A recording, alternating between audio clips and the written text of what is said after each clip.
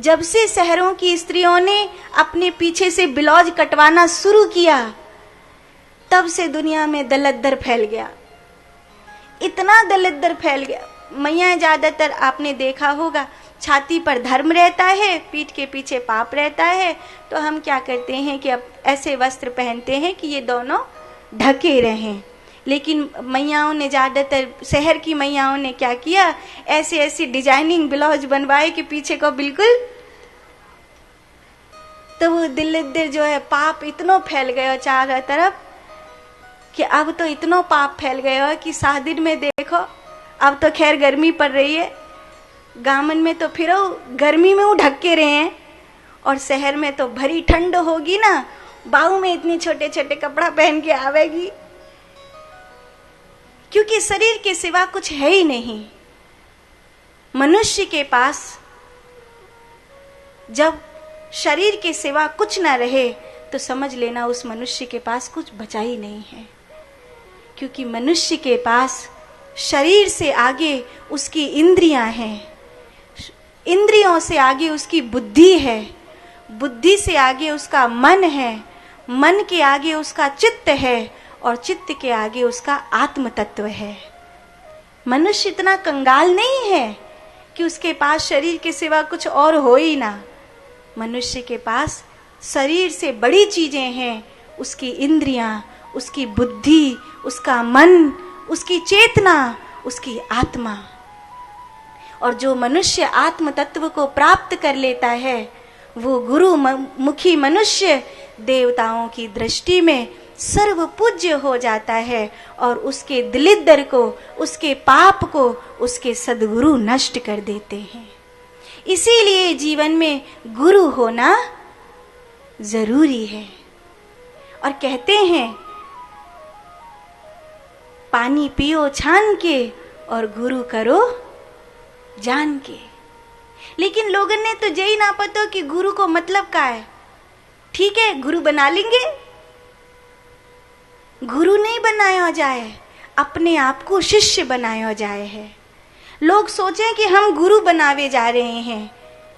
गुरु बनाने आप कैसे जा सकते हो?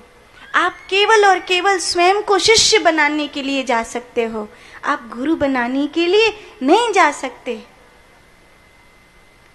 आप अपने आप को शिष्य बनाने के लिए जा सकते हो।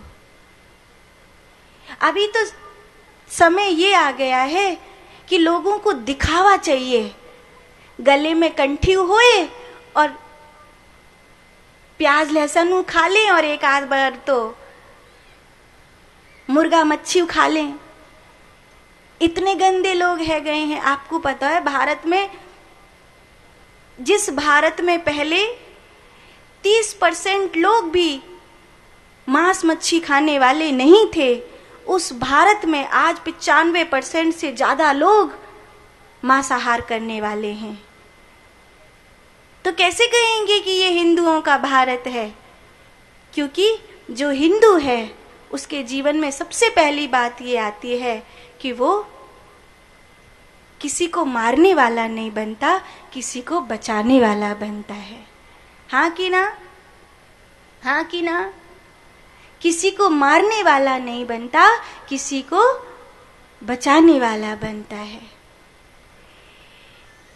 कई बार लोग ये सवाल पूछते हैं कि हम भी एकादशी करना चाहते हैं, तुलसी की कंठी पहनना चाहते हैं, घर में लड्डू गोपाल रखना चाहते हैं, पर प्याज लहसुन नहीं छोड़ सकते। तो हमने कहा दो में से कोई एक तो छोड़ना ही पड़ेगा, या तो कंठी की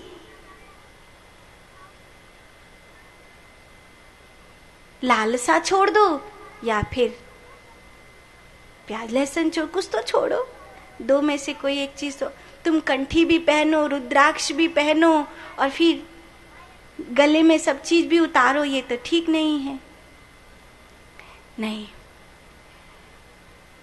अच्छा, जितने समय आप पूजा पाठ में रहें, जितने समय आपको लगता है कि मैं खान पान की शुद्धता बरत सकता हूँ, बरत सकती हूँ, उतने समय आप कंठी पहनो। और आप कंठी पहनने के लिए, घर में लड्डू गोपाल की सेवा करने के लिए इतना तो कर ही सकते हैं।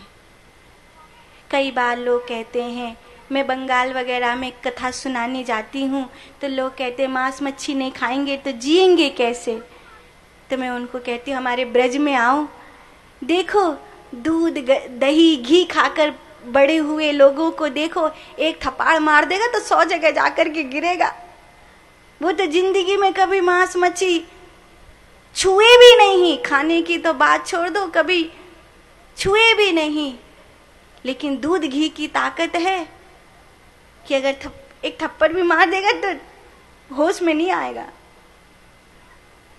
नारायण, सबसे बड़ी बात यह है कि देवताओं के राज्य में अगर सनाथ होना है तो जैसे संसार में आपके माता पिता हैं तो आपको समझाते रहेंगे, कुछ चीज करने की है, कुछ चीज नहीं करने की है। या तो आप माता पिता को छोड़ दो या तो फिर माता पिता की आज्ञा मानो, उनकी बात मानो। ऐसे ही देवताओं के राज्य में होता है, या तो गुरु को छोड़ दो या तो फिर अपने सदगुरु के मार्ग पर चलो। एक रास्ता तो तुमको पकड़ना ही पड़ेगा। तो प्रार्थना करो, महादेव से प्रार्थना करो, हनुमान जी से प्रार्थना करो कि वो कृपा करें और जीवन में आपको सदगुरु मिले। क्योंकि जीवन में गुरु मिलेंगे तो फिर कल्याण का मार्ग प्रशस्त होगा।